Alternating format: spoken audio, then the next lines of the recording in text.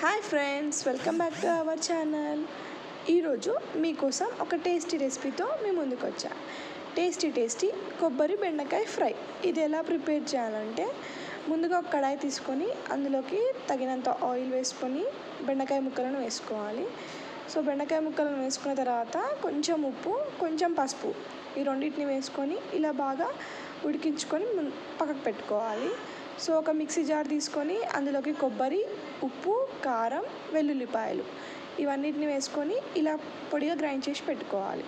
So మళ్ళీ ఒక కడాయి తీసుకొని అందులోకి తగినంత ఆయిల్ వేసుకొని పోపు దినుసులు, ముందుగా సిద్ధం చేసుకున్న కొబ్బరి పొడి మిశ్రమంని కూడా అందులోకి వేసుకొని బాగా ఫ్రై చేసుకోవాలి. సో ఇది బాగా ఫ్రై అయిన తర్వాత కొంచెం ఒక 5 minutes అలా ఫ్రై అయిన తర్వాత ముందుగా ఉడికించి పెట్టుకున్న బెండకాయ ముక్కలను కూడా వేసుకొని మంచిగా ఇలా మిక్స్ చేసుకోవాలి. ఆ పొడి మొత్తం బెండకాయ ముక్కలకు పట్టేలాగా బాగా మిక్స్ చేసుకోవాలి.